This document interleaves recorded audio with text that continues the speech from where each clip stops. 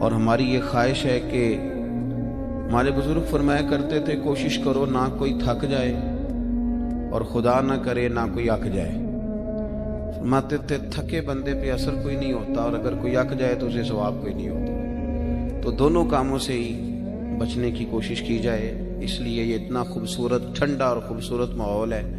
کچھ باتیں آپ کی خدمت میں عرض کرنی ہے. اللہ تبارک و تعالیٰ نے قرآن مجید میں ارشاد فرمایا کہ فلا وربک لا یؤمنون حتی یحکموک فیما شجر بینہم.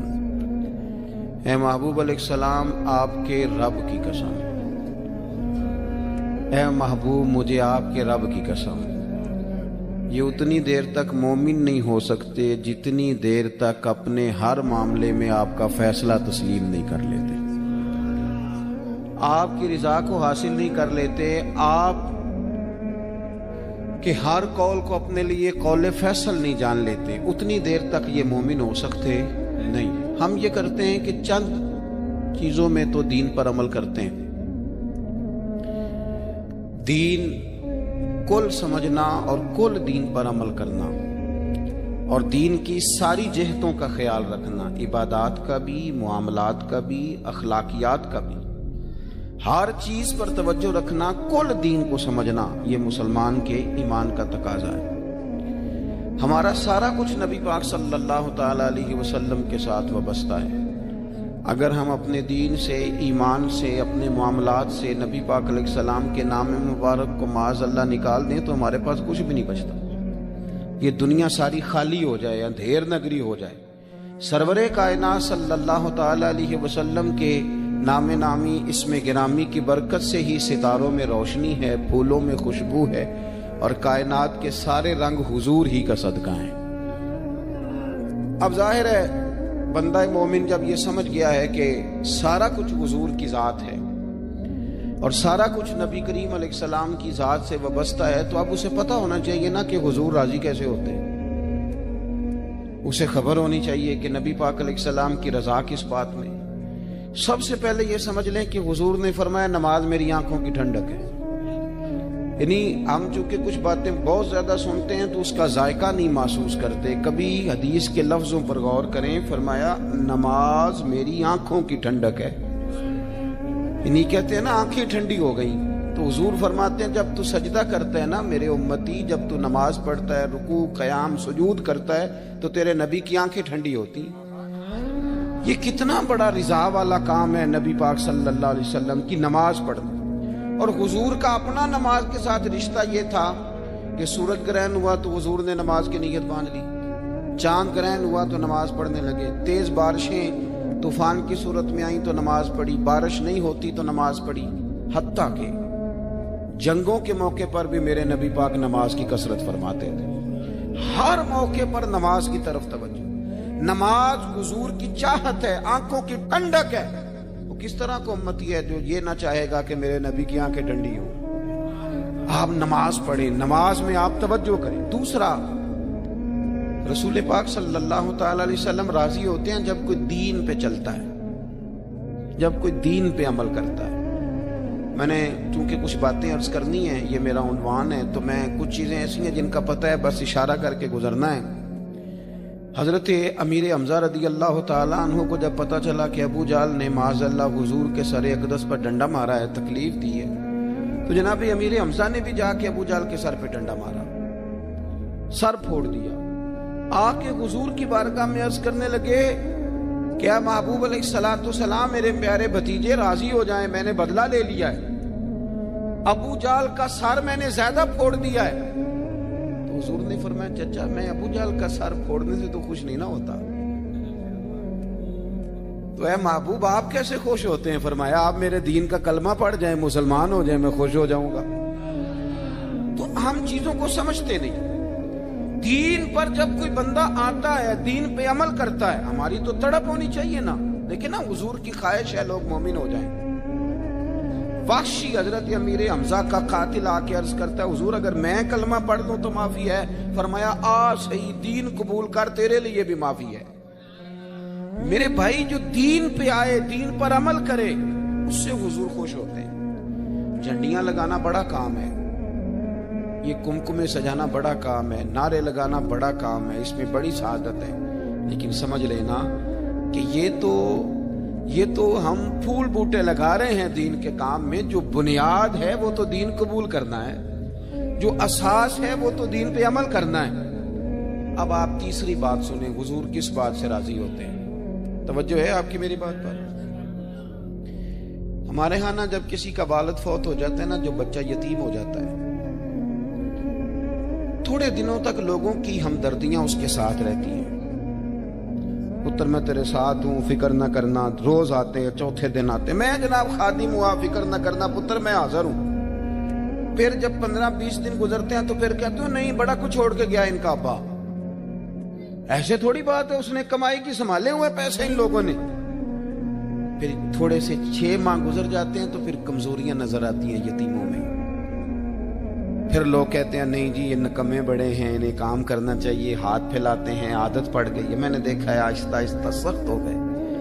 میں نے یتیموں کی یہ کیفیت دیکھی ہے کہ وہ اتنے زیادہ پریشان ہو جاتے ہیں، اتنی آزمائش میں آ جاتے ہیں کہ وہ باقی سارے لوگوں سے نفرت کرنے لگتے ہیں۔ کہاں گئے وہ کل جو کل والے دن آ کے کہہ رہے تھے مجھے بتاؤ میں روٹی پکاتا ہوں، 10ویں میں مجھے یاد کرنا بھول گیا انہیں سارا کچھ۔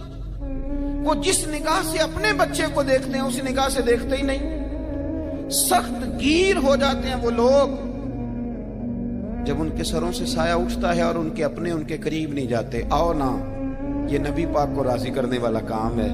میرے رسول پاک نے فرمایا میں اور یتیم کی پرورش کرنے والا۔ اگر کبھی آپ ان جملوں پہ غور کر لیں تو مزہ آ جائے۔ حضور نے فرمایا میں اور یتیم کی پرورش کرنے والا، کفالت کرنے والا اس طرح جوڑ کے جنت میں جائیں گے جس طرح میری 2 انگلیاں جڑی ہوئی ہیں۔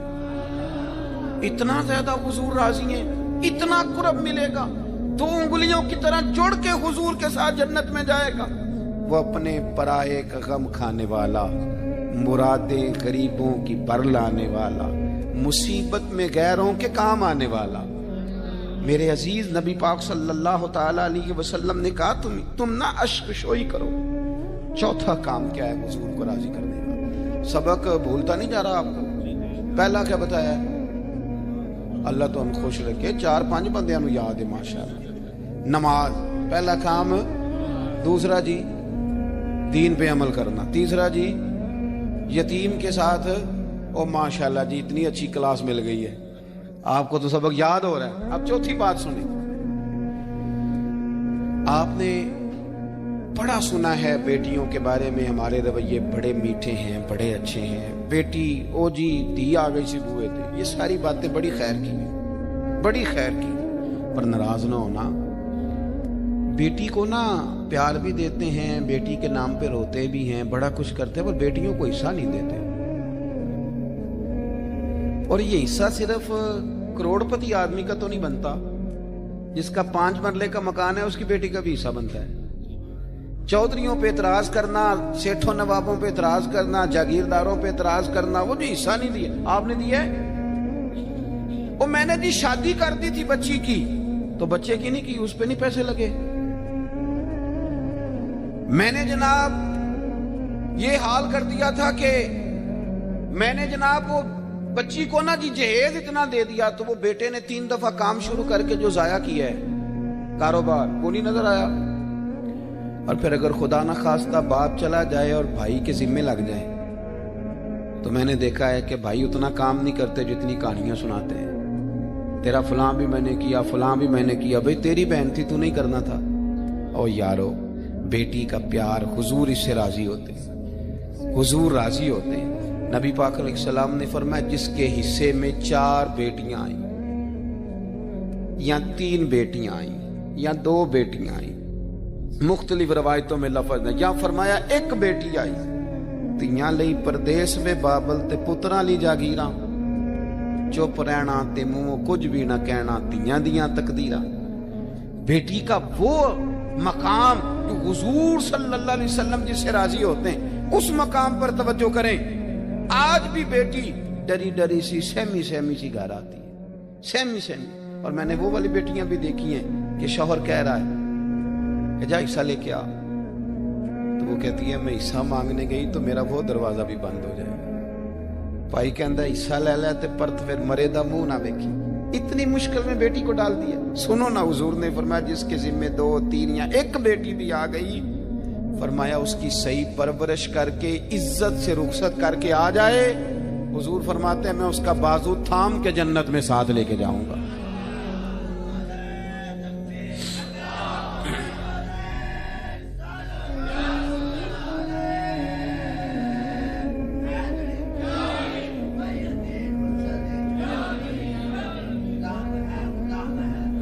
میرے عزیز، آپ یہ وہ کام ہے جو ہمیں حضور کے قریب لے جائیں گے. یہ وہ کام ہے جو ہمیں نبی پاک کے پاس لے جائیں گے، حضور کی بارگاہ تک لے جائیں گے. پھر جو حضور سے پیار کرے، جو نبی کریم سے محبت کرے.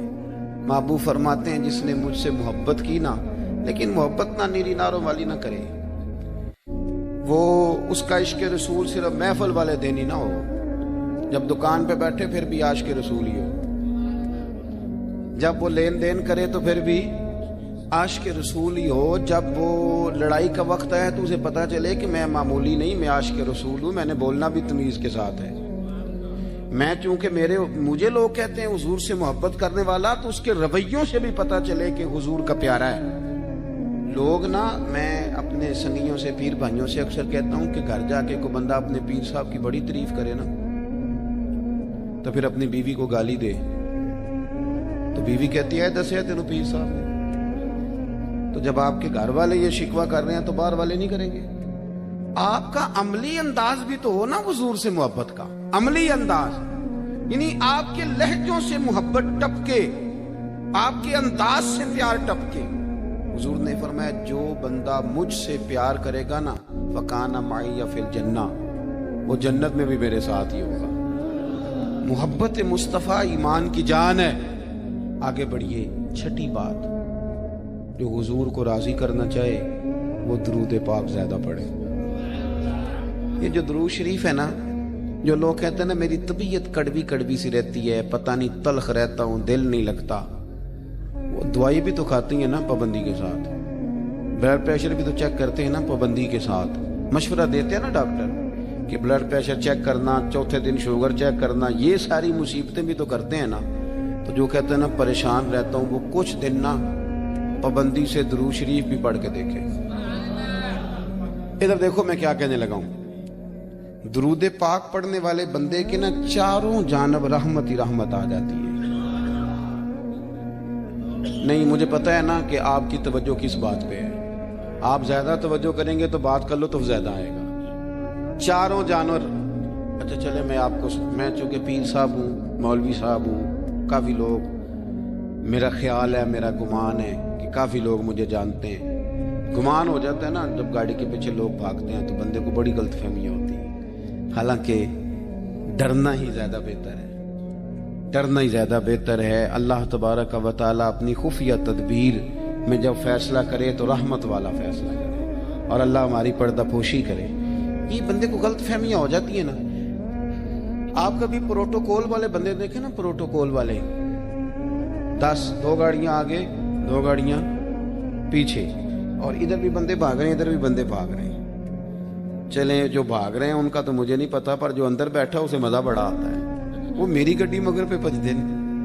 یہ مطلب، حالانکہ یہ مقام لطف لینے کا نہیں، یہ ڈرنے کا مقام ہے، یہ خوف کا مقام ہے.